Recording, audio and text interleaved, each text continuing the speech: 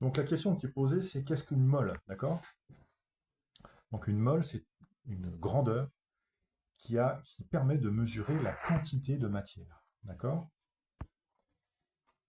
Donc contrairement à ce que les gens croient, en fait, la quantité de matière n'est pas mesurée avec les kilos. Les kilos, ça mesure une masse de matière. Rien à voir avec une quantité de matière. Donc c'est les chimistes, surtout, c'est les chimistes qui utilisent la mole comme quantité de matière, d'accord? Alors qu'est-ce que c'est qu'une mole? Une mole, c'est un objet, une mole, c'est un objet que l'on va multiplier, cet objet, 6,022 fois 10 exposant 23 fois.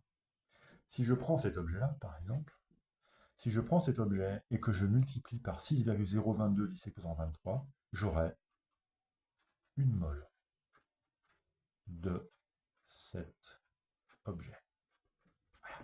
D'accord? Si je prends une mole de cet objet-là, j'aurai Quand 6,022 tu dis cet 10 objet. exposant 23 fois j'aurais une mole de ça. D'accord? Si je le multiplie lui là par 6,022 10 exposant 23, j'aurai une mole de ça. Et si on prend 6,022 multiplié fois 10 puissance 23, deux bonbons, Et bien ça on aura une mole de bonbons. une molle de bonbons. Voilà. D'accord, ok. Hein? Bon, maintenant les chimistes, eux, c'est impossible d'avoir 6,022 10 exposant C'est 23 trop, ça. C'est trop trop. élevé, ouais. Ça fait, euh, euh, ça fait des milliards de kilos, ça n'existe pas, c'est pas possible. Oui, D'accord? Donc, les chimistes, eux, ils s'intéressent à quelque chose qui est beaucoup plus petit et qui vont pouvoir avoir en beaucoup plus grande quantité. Et ces choses, ce sont des atomes. Les atomes, je vous rappelle rapidement, c'est un truc avec un noyau, d'accord? Et autour de ce noyau, N, là, il y a des électrons qui tournent très vite. D'accord? Les électrons, chaque électron fait 1 milliard de fois le tour du noyau en 1 milliardième de seconde. Très vite, ils tournent très vite, les électrons, très très vite. D'accord? Ça, c'est un atome. C'est tout petit. D'accord? C'est tout petit. Donc, si je prends un atome d'oxygène, par exemple, de carbone, pardon, on va prendre du carbone, c'est mieux, et que je le multiplie, lui, là, par 6,022 10 exposant 23, mhm, c'est-à-dire que j'ai 6,022 10 exposant 23 atomes de carbone, ouais. j'ai une mole D'accord. de carbone. Sachant que le carbone, c'est ce qu'il y a, la mine qu'il y a dans le crayon, c'est ça? Voilà. Là, si je prends cette mine-là, on va considérer que ça, c'est du carbone pur, c'est pas loin d'être la vérité. Et bien, si je regarde ce carbone-là, si je prends 6,022 10 exposant 23 atomes de carbone, ben j'obtiendrai une mole de carbone. Et on va faire correspondre à cette mole, c'est pas la même chose, mais on va faire correspondre à cette mole une masse. Je suis pas en train de dire qu'une mole c'est une masse, je suis en train de dire que je fais correspondre les deux. Attends, le 6,022, Ça s'appelle le nombre d'Avogadro. Ça c'est notre grand N, c'est les chimistes qui l'utilisent sans arrêt, ça, pour et il faut calculer le nombre de l'apprendre moles. par Il faut cœur. savoir. 6,022 10 exposant 23, c'est le nombre d'Avogadro, c'est le nombre d'objets qu'il me faut pour avoir une mole de cet objet. D'accord. C'est la chose qui sera à retenir de cette petite session-là. Mhm, d'accord. C'est le nombre d'Avogadro, d'accord?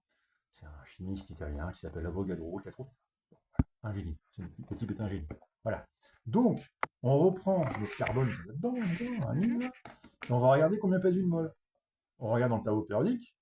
Hop, hop, hop, hop. On regarde. Là, il y a plein d'éléments dans le tableau périodique. Il y en a un qui s'appelle le carbone ici. Voilà. Mhm. Et on voit un petit chiffre ici. Il y a un chiffre en rouge, on l'oublie. Mhm. Et il y a un chiffre ici. C'est un nombre d'ailleurs, c'est pas un chiffre. 12. Ça veut dire quoi? Ça veut dire qu'une mole de carbone pèse 12 grammes. D'accord.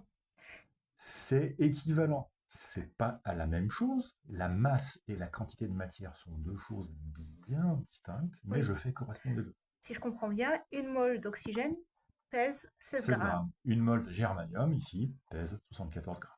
D'accord. Une mole d'iridium pèse 193 grammes. D'accord? Ok. Bien. Est-ce que Donc, ça s'apprend par cœur le tableau? non, non, non, Non. Souvent, il ils est vont donné. l'avoir, ils vont l'avoir. Non, ils vont pas l'apprendre par cœur. D'accord? Donc, ça veut dire que, hop, je prends le titane. Si j'ai 48 grammes de titane, Oui. j'ai 6,022 10 exposant 23 atomes de titane. D'accord. Si j'ai 133 grammes de césium, j'ai 6,022 10 exposant 23 atomes de césium. Ok. C'est avec ça que les chimistes raisonnent. Pas avec des kilos, pas avec des grammes, mais ils raisonnent avec des moles. Parce que l'atome, c'est trop léger pour que ce soit avec des grammes et des kilos. Voilà. Eux, ils raisonnent avec des moles. D'accord? Ok. Ils raisonnent pas avec des grammes. Ils font Ok. correspondre des moles à des grammes, mais la base, c'est des moles. On va prendre un exemple simple.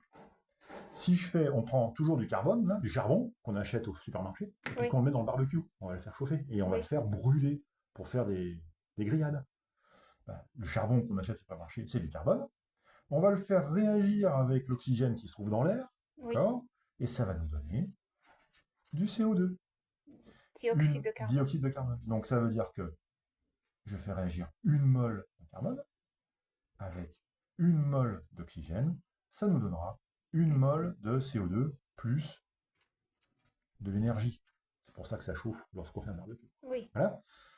Une autre réaction, c'est plus cette fois-ci Une une demi-molle. demi-molle d'oxygène. Ça va nous donner quoi? Devinez, CO. Ce n'est plus du dioxyde de carbone, c'est C'est du du monoxyde de monoxyde. carbone, qui est un gaz très dangereux. D'accord? Mhm.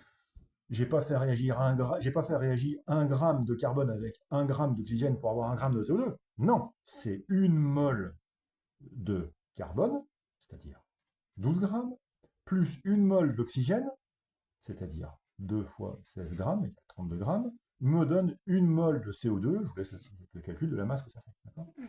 Là, j'ai fait réagir une mole de carbone, plus une moitié de mole d'oxygène, on peut avoir un quart de mole, on peut avoir un quart de mole, on peut avoir un cinquième de mole, ça me donne une mole de monoxyde de carbone. Pour la première réaction, le CO2, il fait 44 grammes qu'on Alors c'est obtient. facile, hein, tu prends le carbone c'est 12, plus 2 atomes d'oxygène 2 fois 16, ça fait donc 12 plus 32.